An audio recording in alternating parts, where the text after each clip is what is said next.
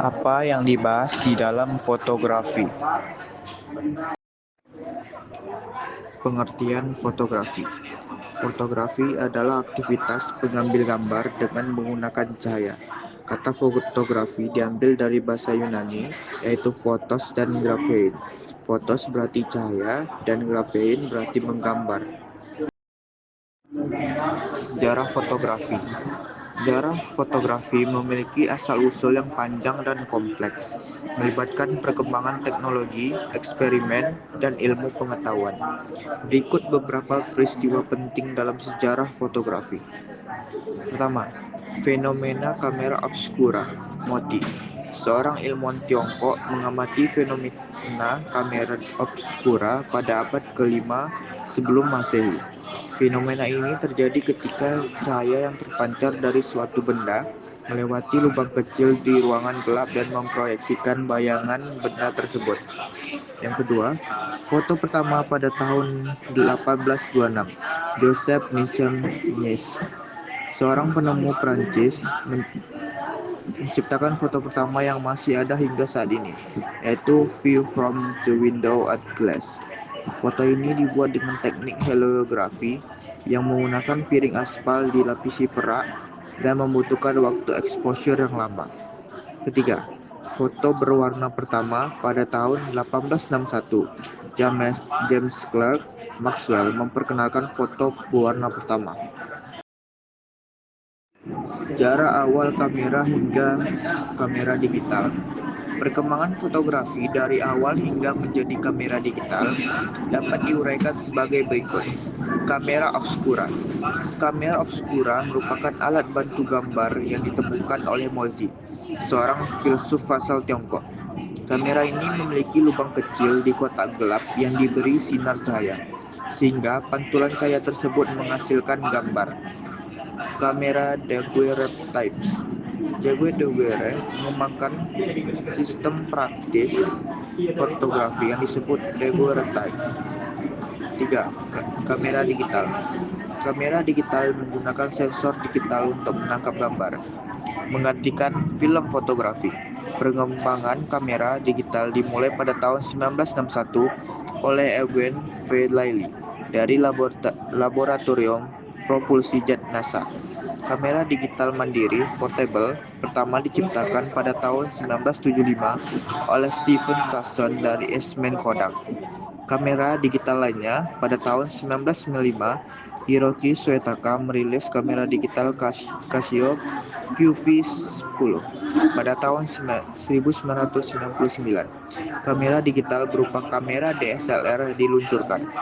Perkembangan fotografi terus berlanjut, termasuk dalam bentuk fotografi mobile, fotografi drone, dan fotografi berbasis kecerdasan buatan. Selanjutnya ada jenis-jenis fotografi. Yang pertama ada fotografi potret, kedua fotografi landscape, ketiga fotografi travel, keempat fotografi jurnalistik, kelima fotografi arsitektur, keenam fotografi makanan, ketujuh fotografi aerial, kedelapan fotografi bawah air. Mengenai penjelasan jenis-jenis fotografi. Yang pertama, fotografi potret adalah tentang menangkap esensi, kepribadian, dan emosi subjek.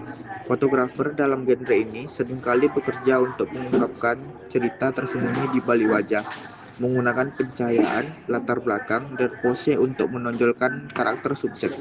Dari potret studio yang terkontrol hingga pengambilan gambar spontan di alam bebas.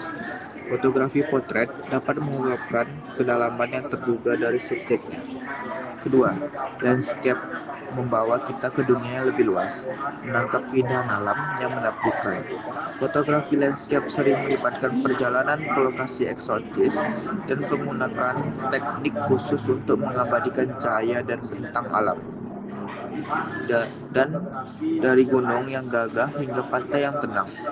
Fotografer landscape berupaya menyampaikan kebesaran alam melalui komposisi yang cermat dan penggunaan warna.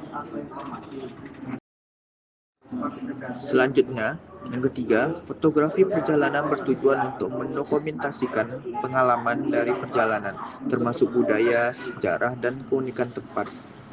Fotografer dalam genre ini seringkali menjadi pencerita yang mengabadikan keindahan dan keunikan destinasi, memperlihatkan interaksi antara manusia dan lingkungan serta momen-momen tak terduga yang mereka temui. Yang keempat, fotografi jurnalistik memainkan peran penting dalam pemberitaan dengan fokus pada keakuratan dan objektivitas. Genre ini bertujuan untuk menceritakan cerita dan menyampaikan fakta melalui gambar. Fotografer jurnalistik seringkali berada di garis depan peristiwa berita, mengambil risiko untuk menangkap momen penting yang membentuk pemahaman publik tentang dunia. Yang kelima, fotografi arsitektur melibatkan pengambilan gambar bangunan, struktur, dan ruang. Ini bukan hanya tentang menangkap struktur, tetapi juga tentang menyampaikan rasa ruang dan desain. Fotografer dalam genre ini sering menggunakan perspektif dan pencahayaan kreatif untuk menonjolkan bentuk dan tekstur bangunan. Yang keenam, fotografi makanan atau food. Fotografi lebih sekedar dari menampilkan makanan yang menarik. Ini adalah seni menciptakan gambar yang menggugah selera melalui pencahayaan yang sempurna, komposisi yang cermat, dan perhatian terhadap detail tekstur dan warna. Fotografi makanan sering digunakan dalam iklan dan publikasi kuliner, memainkan peran penting dalam industri makanan dan minuman.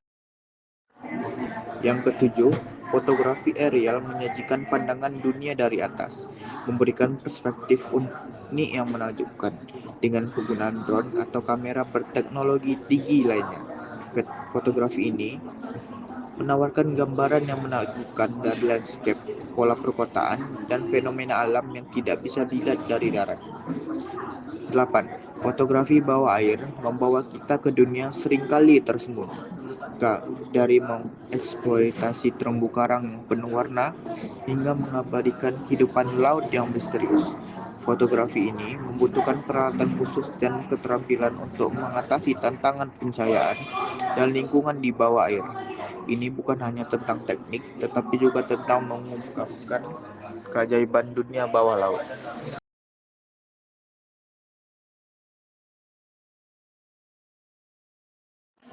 Berikut penjelasan mengenai bagian-bagian kamera. Yang pertama, tombol lensa. Tombol ini fungsinya sebagai pengunci lensa dengan bodi kamera DSLR. Yang kedua, grip. Grip adalah bagian menonjol di bagian kanan anatomi kamera DSLR yang fungsinya sebagai pegangan kamera supaya kita bisa memegang kamera dengan kuat. Di dalam grip ini terdapat baterai kamera. 3. Tombol lensa. Tombol ini fungsinya sebagai pengunci lensa dengan bodi kamera DSLR. Keempat, stabilizer. Biasanya terdapat pada lensa-lensa yang ada autofokusnya dan di bawahnya ada tombol pada apakah fokus lensa akan berjalan secara manual atau auto. 5. Shutter. Tombol yang digunakan untuk mengeksekusi pengambilan gambar. Selanjutnya ada tombol flash, digunakan untuk mengaktifkan flash pada kamera. 7. Dial. Tombol dial digunakan untuk mengatur kecepatan rana. 8. Tombol display, untuk menampilkan gambar yang telah diambil. 9. Thumbwheel. Ini merupakan tombol modus pemotretan. Di sini kita bisa menggunakan basic zone untuk belajar fotografi awal-awal dan creative zone untuk fotografi yang sudah advance. 10. Built-in flashlight. Lampu flash internal cukup untuk penerangan, tapi hanya bisa menghadap satu arah. Bagi yang baru belajar fotografi, cukup menggunakan flash internal. 11. Anti-red eye. Penangkal mata telat merah saat menggunakan lampu flash. Yang ke-12, viewfinder. Viewfinder merupakan istilah lain dari jendela bidik. Jadi apapun output yang terlihat, yang sama hasilnya yang dilihat dari viewfinder ataupun LCD. Di viewfinder juga ada informasi-informasi sekitar kecepatan apertur, titik fokus, metering, dan sebagainya. Nah, di bagian viewfinder ini ada bagian karet seperti bantalan yang disebut eyepiece. Fungsinya untuk menahan cahaya yang masuk viewfinder supaya objek benar-benar real. 13. Monitor LCD. Monitor LCD di sini memiliki 3 fungsi. Fungsi pertama adalah untuk melihat hasil gambar yang sudah difoto. Kedua, untuk menampilkan info-info dari settingan pada kamera. Dan yang terakhir adalah untuk live view. Fitur live view ini fungsinya sama seperti viewfinder, yaitu sebagai alat melihat objek DVD. Selanjutnya, 14. Fungsi untuk mengendalikan fungsi kamera dan membantu melihat gambar yang sudah diambil. Tiap-tiap kamera DSLR berbeda-beda dalam menampilkan fitur ini. Ada yang berbentuk scroll, analog, dan tombol 4 arah biasa. Untuk kamera DSLR Canon, tombol 4 arah merupakan shortcut, white balance, jenis autofocus, picture style, dan drive mode. Ke-15, tombol AV. Tombol ini untuk mengatur bukaan diafragma atau aperture. Bukaan diafragma tergantung jenis lensa yang dipakai. 16. Tombol VNQ merupakan salah satu tombol pengaturan menu, bisa digunakan untuk setting white balance dan metering etc. 17. Tombol zoom in zoom out. Fungsinya bukan menzoom objek pada saat membidik, tapi menzoom gambar yang sudah kita foto yang muncul di LCD.